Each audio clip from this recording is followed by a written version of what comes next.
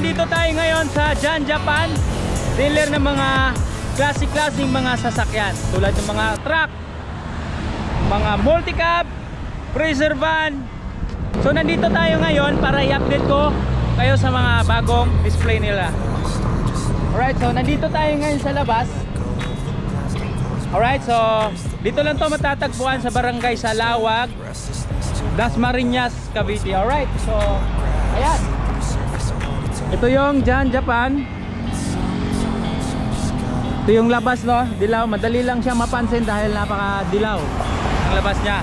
Alright, so tatawid tayo doon sa kabila. Alright, alright, so nandito tayo ngayon sa Jan Japan, dealer ng mga classic-classic mga truck, multicab, minivan, mga naghahanap ng freezer van. Meron din sila dito ang freezer van. Yan, marami silang freezer van dito. Sa mga gustong bumili ng freezer van, tawagan nyo lang dito sa Jan Japan, Barangay Dasmariñas, Cavite. Meron din silang dump truck. Ayan, dump truck. Sa mga naghahanap ng dump truck, meron din sila ditong dump truck. Ay, pinaka-purpose ko lang po dito, no, matunton yung yarda ng Jan Japan dahil ito'y bago lang, magdadalawang taon. Malupit yung mga sit-up ng mga unit nila dito ng mga minivan. Yan, hindi na natin bubuksan. Sa mga nakapanood ng vlog natin nung nakaraan, meron na tayong vlog dito. Ito for update lang, no, sa mga unit nila na naka-display ngayon. Dito sa Jan Japan, napakarami nilang unit, no.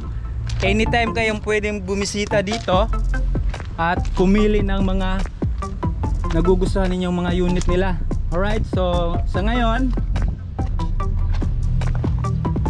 pwede silang tawagan sa contact number na ilalagay ko sa screen. Alright, so maraming klaseng truck dito sa Jan Japan. Ayan, napakalawak ng yarda na to. Meron pa dun sa likod.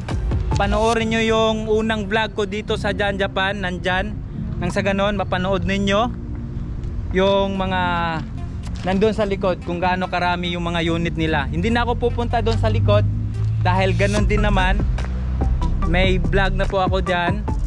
Sa ngayon, update ko lang. Ito yung mga bagong display nila ng mga unit ngayon.